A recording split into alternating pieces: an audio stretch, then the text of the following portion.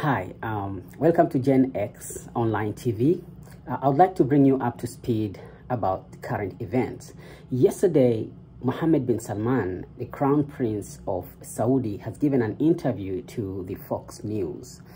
And they talked about so many things, but I would like to zero in two particular points that he stressed. And these 2 points indicates the shifting of political, geopolitical power in the Middle East. It's shifting from just being 100% westernized to be split in half, where there will be interests from the East, meaning that other powers are coming in. Other powers want to work with people in the Middle East, but they want level ground. They want stability. So it's not like they want to only work with Saudi and not the other people from the other side of the Gulf, like Iran. They want to involve all together. So this kind of shifting is not like moving from the West to the East. No, we are going to see more of a multilateralism. We're going to see more leaders and powers come into play in this area of the world. So I'm going to focus in 2 things: normalization of relations between Saudi Arabia and Israel, and also normalization of relations between Saudi Arabia and Islamic Republic of Iran. Why these are important? It's because there have been a lot of contention within that region, and Saudi and Iran have always been sworn enemies. They don't like to work together. They've always been in the throat of each other. So with these changes that are coming on, with normalization of these relations, it seems like they are going to start working together. They are going to take into account of their economic and social problems as their own problem together. They will solve this problem together. If the problem is that Iran's aggression against other part of the sea, like Yemen, then they can sit down and talk about it. And if it's just Saudi's aggression against Yemen, then they'll sit down together with Iran and talk over these challenges. So this shows the importance of their relation coming together. So Mohammed bin Salman was asked a question about how does he see its relation with the state of Israel. Is he going to negotiate a deal with Netanyahu and also sign that pact for long-term relations? And his answer was quite fascinating. I thought Saudi has already normalized their relations with Israel, but according to him, they're not yet. They are in discussion, and in the center of those discussions that is going on right now, it's the question of Palestine. So it seems like Saudi wants to see stability in the Middle East. The conflict between Israel and Palestine has to be solved, and they have to look into fundamental issues that cause those problems. So I think that's why Mohammed bin Salman said they're looking forward to negotiate, they are willing, and every day they're getting closer and closer. However, they don't have a deal yet. But for this deal to come into fruition, they have to make sure that Palestinians are getting a piece of their land. Probably they will have self-determination. They will work on their own economic and political development without any interference. Probably they're looking at the cessation of land grab. So this is sort of thing. So the way I see the relations between Saudi and Israel is conditional. And now, until the question of Palestine has been, Palestine has been resolved, then there will be a deal. But so far, they're still working on it. And these are the things that I think I took from that interview. It seems like the Palestinian has been given a substantial gravity. The question of Palestinian has been given a substantial amount of gravity. So that has to be solved first before they move on into signing any deal. But looking on the other side, the normalization of relations between Saudi Arabia and Iran, this has not been conditional. Yes, we have seen that the concern was Iran is developing a nuclear bomb, and Saudi did not like that. They don't want that. They think Iran with nuclear power will upset the balance of power in the Middle East. Right now, Saudi, they see themselves as the power in the Middle East.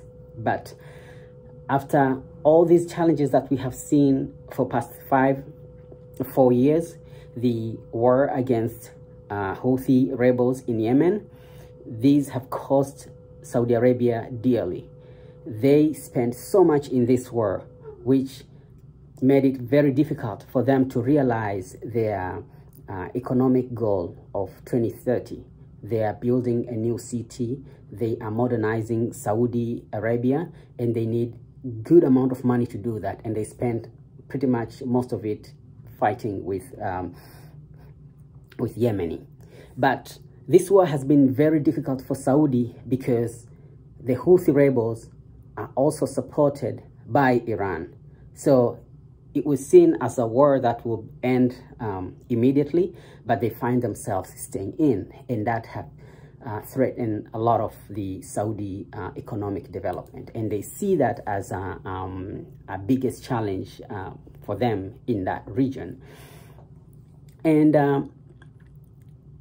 another thing is that MBS said this is a good thing for the region.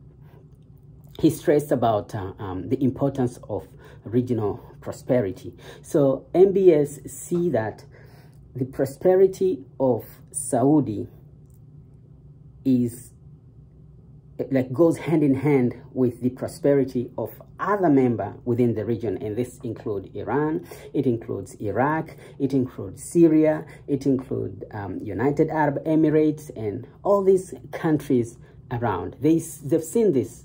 If they want to fly by themselves, they're not going to go any farther. They need everyone within the Middle East to be in peace and harmony for them to have that kind of prosperity. That's why he said this deal between Saudi and Iran, it is a good thing.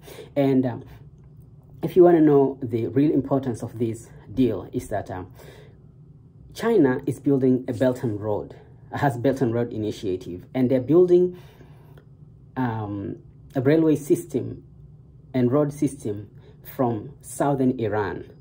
There's a port, it's called Chabahar, and this port go all the way to these countries that are in Eurasia, and these are stunning countries: Afghanistan, Pakistan, Turkmenistan, Uzbekistan. You know, these are landlocked countries. It's really difficult for these countries to do business simply because there's no enough infrastructure and things get expensive. But with the Belt and Road that is built by China from Iran all the way to the Eurasia, it will open up big market. And when you look at Saudi right now, they are diversifying their economy, so they will need a new market for whatever products they are going to produce, for whatever food they're going to grow. They need new friends, they need new market. And having this deal with Iran, because this Belt and Road initiative that starts from Chabahar goes all the way to Eurasia, is bringing both together, because now they have economic interests. So this brings them together. And also he knows that Western policy of choosing an ally to work with and then make another ally a permanent enemy doesn't work anymore. It doesn't work. And Mohammed bin Salman have seen this. So when he was asked, what about Iran nuclear ambition, I said, I mean, he's not worried about that. You know, if Iran gets bombed, they cannot use it, right? And if they use it, it's going to be Iran against the whole world, right? But then he was asked, if Iran get a bomb, would you get one? Say, like, absolutely. We're going to need also to get a bomb too. You know, that is security deterrence. Like, if someone has a gun and you have a gun, no one was going to pull a gun against the other, because you know that that person may have one, right? But if I have a nuclear arms and the other one has, that's a mutual distraction. If I distract this guy, he will send his nuclear to my side too. So lose-lose. So no one sees any importance of working together. So by looking at normalization of relations between Saudi and Israel, and normalization of relations between Saudi Arabia and Iran, I can see the difference here. One difference is the normalization of relations between Saudi and Israel is conditional. It's not going to work until the question of Palestine, the equation of Palestine has been solved. But with Iran, there was no precondition. They went on and solved their problems, and now they're working together. So you can see the shift in geopolitical power in the Middle East, from Western-led policies to now the involvement of other power like China, because this deal was broke by China, not the United States, not the European Union. It's China. Came together and helped these people come together. So with Israel being at the center of this, depending so much on the West to support them, now things are changing. The powers in the Middle East are consolidating. And I can see in the Middle East that Iran has been vocal about the issues of Israel and Palestinian conflict. They've always been that way. And this is why Israel doesn't pretty much like Iranian. Saudi Arabia, they haven't been that vocal. They're kind of been reserved over time. They don't want to talk about it. They don't want to upset their friends, the United States. They don't want to upset Israel. They don't want to offend the European Union, because they're a staunch supporter of Israel. But after this deal, I think, after this deal between Saudi and Iran, I think they sit together and decided that in other issues that concern their region, they want to speak with one voice.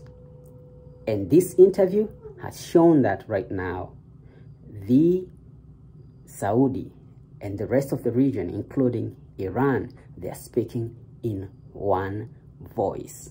So I don't know how things will turn out eventually, but evidently they've already exchanged their diplomats. So we have seen an ambassador from Iran to Saudi and another one from Saudi to Iran. They started working on soccer. They played a match together, and this is a good thing, but let's wait and see, because there are so much things at stake here. So I just wanted to give you this particular update, and please go watch this interview. It's very informative. Thank you so much.